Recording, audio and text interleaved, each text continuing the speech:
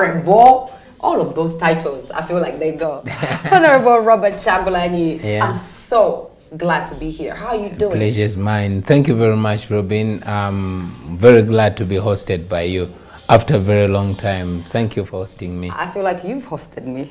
I'm in your lounge today. So. We are hosting the people. Exactly. Yeah. Well, I'm so glad to be here, and I feel honored to be able to come and have this chat with you, especially at this time of the year or this time in life. Because for me, I feel special right now because I feel like we're making history right here. So I'm just so honored. I'm so glad to be here. And I just want the people to really get to know the real Robert Kyagulanyi, because I feel like a lot of people know Bobiwine. Yeah. And I feel like I don't need to go so much into Bobiwine because we all know who Bobiwine is. I really want to make sure that people get the gist of who Robert Kyagulanyi is. But I'm still going to start, of course, with Bobiwine, because who is Robert Kyagulanyi without Bobiwine?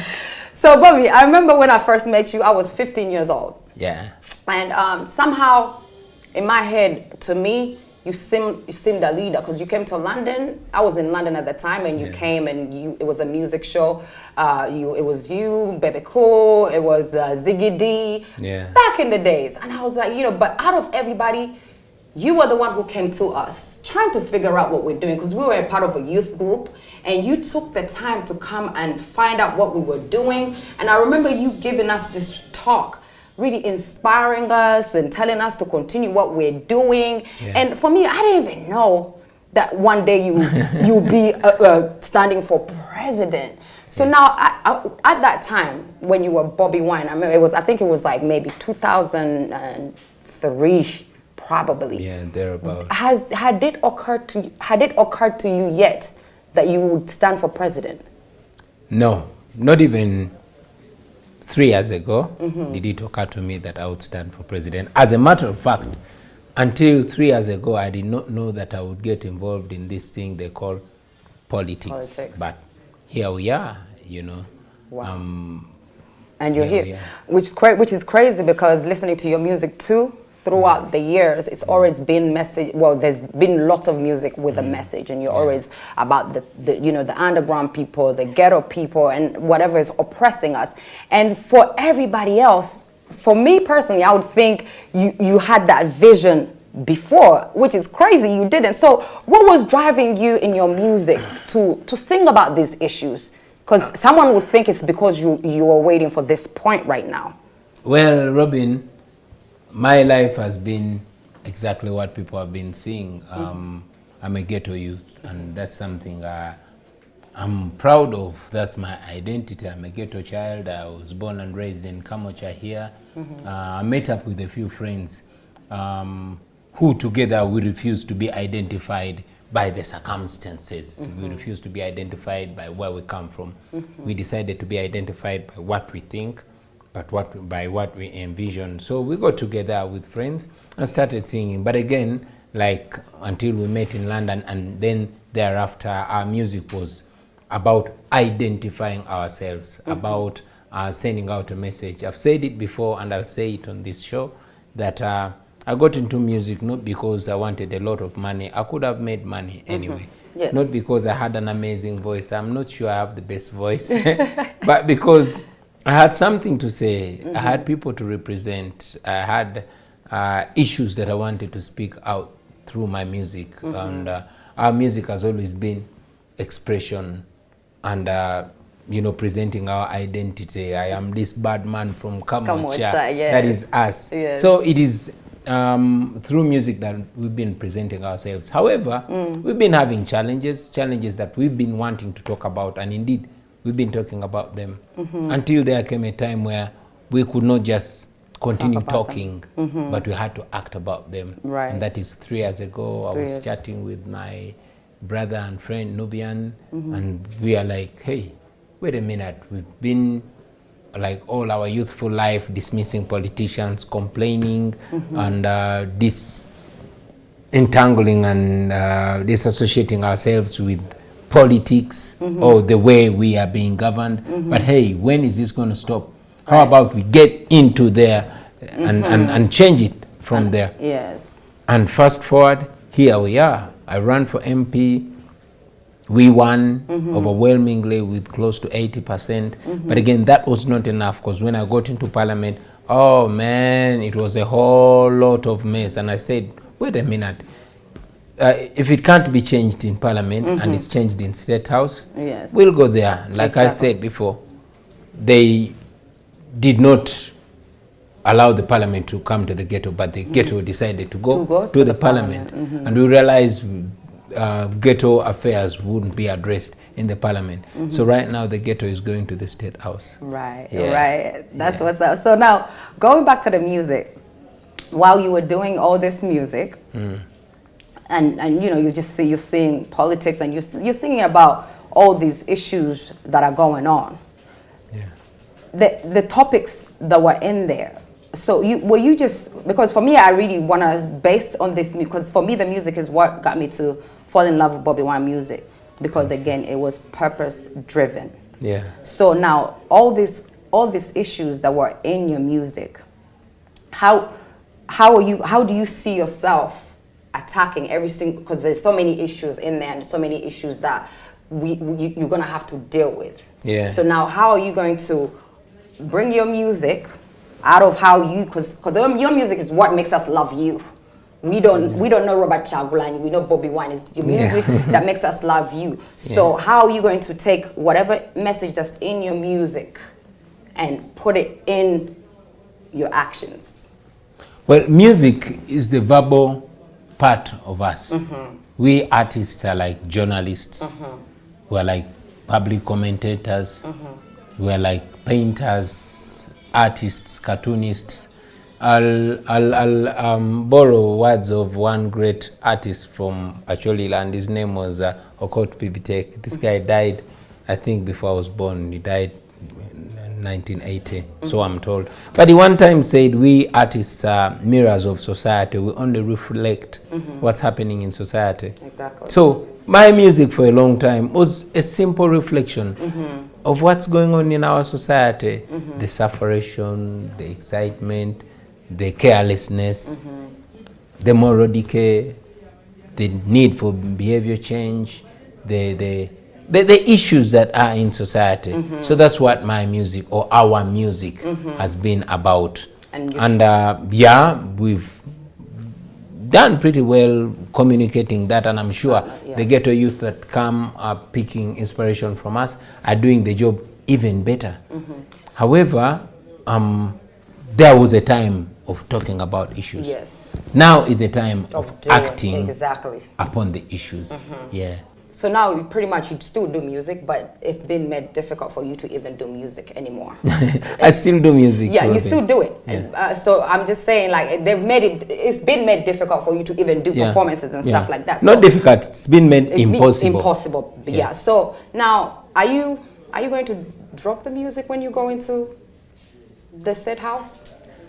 I did not drop the music when I went into parliament. In the parliament. So that means I'm not going to drop music when I go to State House. President George Weah sang a song. We did a collaboration with President George Weah. Yes. He is in State House, you know. And I want to believe I'm an even better singer than him. Of course, with all due respect to His Excellency. Yes. But music is an amazing thing. And some of us that have been so lucky to get a little bit of musical talent, we intend to use it at all levels. After all, Bob Marley said, when music hits, you don't feel no pain. Yeah, exactly. So music is what endeared me to the people. And I want to believe that it's my most effective means of communication. So even as president, when people get bored about my speeches, like we get bored about Museveni's speeches, I'll sing my message. Wow. I really love that answer, and I wanted to hear that answer, because I was wondering, I'm like, what, is he still going to do music? Because really, a lot of us still love your music, and the fact that it still spreads a message, I feel like it's only right that you continue with that music. I'll definitely continue the music. So now, moving on.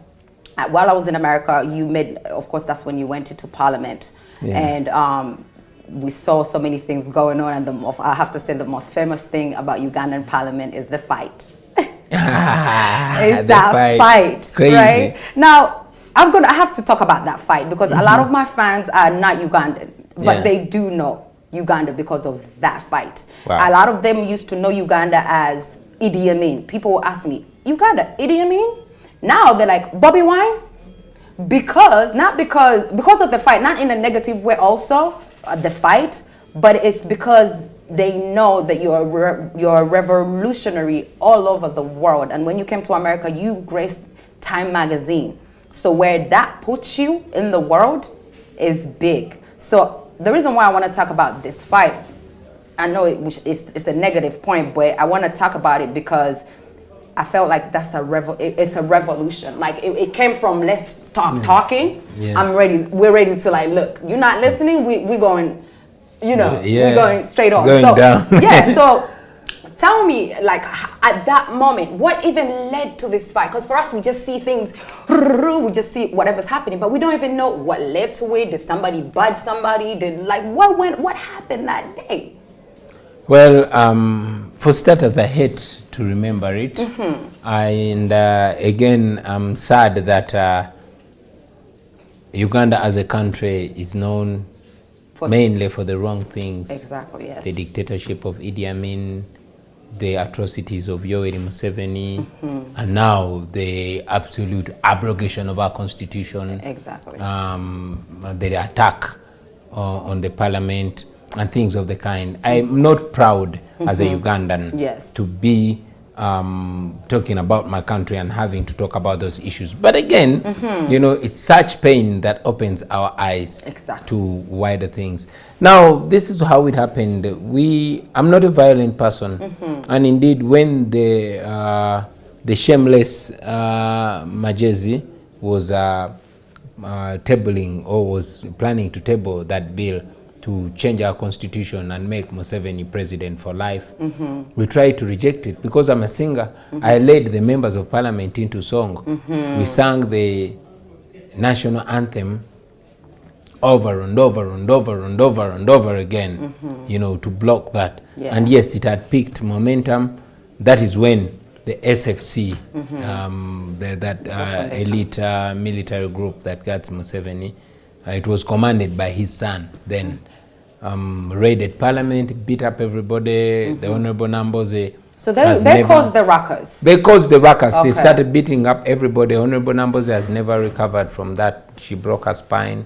Honorable Zake was almost recovering until they repeated the same thing again. They beat up everybody. And I saw these guys were beating up people and they were attacking. I said, wait a minute, I'll take you on. And I took them on, go like this. But there were many, they were armed, and I was not intending to present myself as a violent person. So I just took a few minutes of self-defense before they overpowered me. One of them held my neck from behind. And the rest is the sad story that happened. They tortured us, they detained us, only to release us later, without charge. But sadly, they succeeded in abrogating our constitution, and that is why we're still grappling with the same dictator. Okay, so it's really important for me because I don't like people to have that image that they don't know how this fight started or what even happened, because a lot of our people don't read news, so they don't really follow what happened. So I wanted to clear that, to show that who we dealing with here. He gonna go on the road with that. All right, so now fast forward. When I was in America, you came to Harvard and you were doing something at Harvard. I want you to talk the people through the course you did at Harvard, because we're hearing all this credentials and all this, but when you know somebody, you do research. Or if you want to know somebody, you got to do research. I know you went to Harvard for education. You went there, you did something there, you have your McCary University degree. So I just wanted to add on to the Harvard thing, because that's a step higher. Thank you very much. I'm not an elitist person, and I'm not the kind of person that wants to be defined by my academic qualifications, whatever level they are. No, I would rather be identified as the ordinary citizen that I am, as the ghetto youth that I am, because I want to be representing the original me.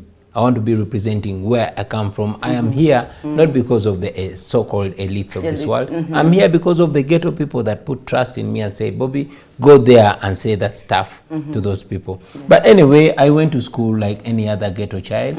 Of course, my education was full of challenges. I went to more than 8 schools for primary, and I went to more than 6 schools for secondary. Not because I was dense in class, not because I was stubborn, no. But because of the challenges that we go through every day. My mama was a nurse and she kept being transferred. And I mean, every year that I finished in a school and there was no school fees because my papa was in jail, I would go to another school. So that's how I completed my primary school and secondary school. And a few times, because I was a good performer, you know, I would skip classes. For example, I did not study P6. I just went straight to P7 from P5 and you know, did my exams. And yes, many times I'm this kid that never used to go to school with shoes. But because my mama was a nurse, she would tie my toe with plaster to explain to the teachers that I'm not wearing school shoes, not because I don't have them, but because my toe is sick. But the reality is that I never had the shoes. Anyway, I managed to go through. I mean, every once in a while you go to exams, you have to explain to the teacher that you're only late to pay school fees for one reason or another, and going to an exam an hour late, missing some exams, etc, etc. But somehow, by the grace of God, I managed to make it to university. I was admitted to study social sciences, and I only did it for a year and a half. But because it was private sponsorship and I could not earn that money, I had to use my talent. I reapplied again and studied music, dance and drama. And that one, by virtue of my talent, I was admitted on government sponsorship. That's how I managed to graduate then. And I went to work. I went into the world. I loved academics, but I couldn't afford it. It's much later when I even have children that are enrolled again to law school. And I'm still pursuing my law degree, but because of the challenges that I'm going through by virtue of the struggle that I got involved in, I'm still having challenges. That's why I had to also ask for a dead year. So going to Harvard was among the things that came with my leadership and with the appreciation internationally. So I was admitted to the Harvard School of Leadership, and I did a short course. It's called Leadership for 21st Century. It was such an honor. I mean, it's only those so-called elite that go there, but I was there, and to the ghetto youth, I want to tell you that there's nothing so different about Harvard. It is just your confidence that will take you anywhere you want.